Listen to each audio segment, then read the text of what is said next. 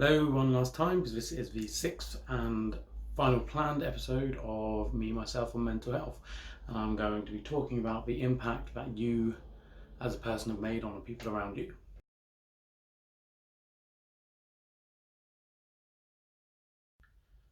So one of the things with depression and with mental health is obviously a feeling or that you are not good enough, or that people would be better off without you.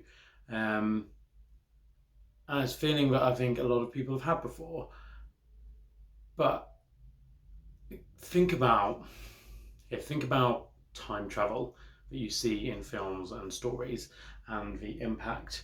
It's kind of one of those things where they always say if you go into the past and you alter one thing, then that's going to mess with the future. And okay, time travel is not real, but that statement kind of is.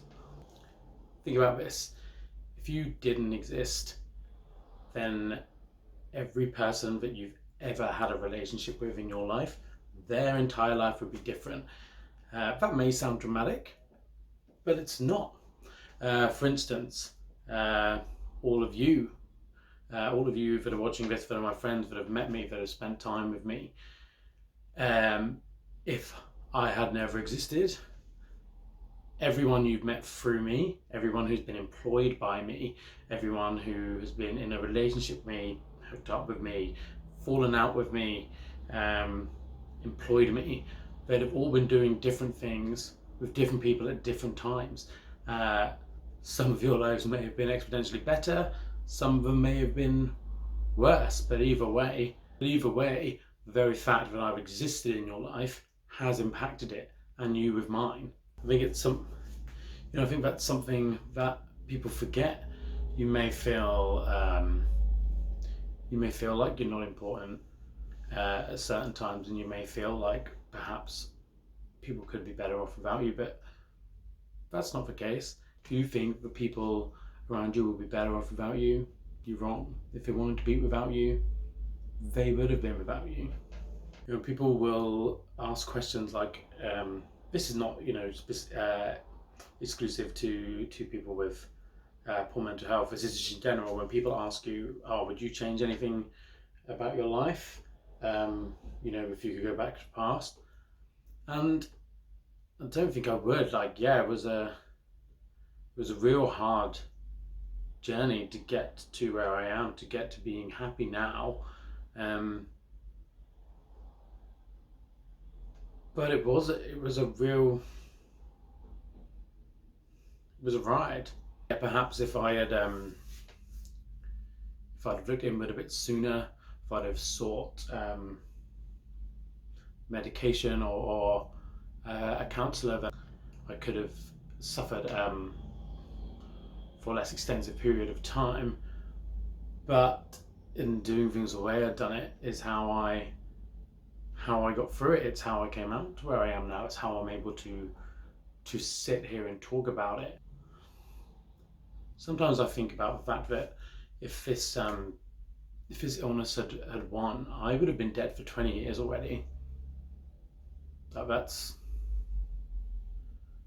crazy. I look back at those 20 years, and yeah, there was some real hardships in there. But my God, there were some fucking good times too. With the exception of Jess and Penny, who I've known most of my life. All of my closest friends were met in that time. I fell in love in that time. I met my nieces, who are just the best people ever. I saw my mum get remarried and find the right person for her. I learned so much about myself, and I helped a lot of people. I got to go all around Europe. I went to the States. I saw my best friends have kids. I've been around Asia, moved to Australia, moved to New Zealand, and forged a career doing something that I enjoy and that I'm good at. I had a life. I have a life. And at the time, that I was going through this at its worst, I couldn't envision that would happen. I didn't see any future for myself at all. And now it's something I kind of think about quite a lot. I've got plans. I know where I want to go, the next few years, and what I want to do with my life and the people that I want around me when I do it. And God, I'm so thankful for those people, because it's not like, yeah, I got away from being suicidal eventually, but it took a long time to really get my head together, and every now and then I still slip, and I'm fortunate enough that on this journey I've met a lot of people who reach out their hand to help me up when I do slip, who kind of walk down that road with me. And God, I don't want a life without them. I don't want to leave them until we have no choice and we're old and we're all just starting to drop away. I got this can't really see it, this tattoo here. My first tattoo, I got it in 2011. I was in Thailand. It was the first time I'd really been on holiday since I left school, like 9 years earlier, and my friends had gone off doing something for the day that I didn't want to get involved in. I kind of just wanted a day by myself, and I kind of just remember walking around this island and staring out at the sea for quite a long time, and I think I cried a little bit. I was just like really taking in where I was and what I was doing, and the company that I was on this trip with. And it was the first time, 11 years after, it was the first time that I really took stock of the fact that I was so happy that I did not achieve what I had set out to do on that day. And this tattoo was it was of the date at which I attempted suicide. It was to remind me, anytime I felt down, I would look at it and remember that it was never going to be that bad, and remember all the good things that had happened between then and that point.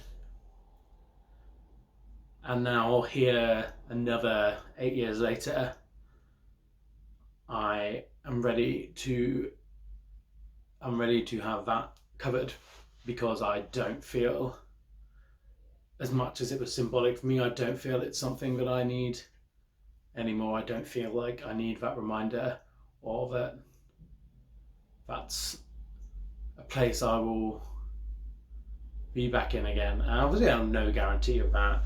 The mind's a strange thing, but I'm pretty confident enough to feel like I can say goodbye to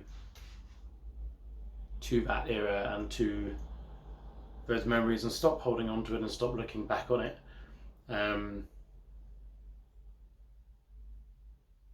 with any remorse, and just accept that it was a part of my life that happened, and it is gone, and that the rest of my life is happening now and is gonna keep being awesome.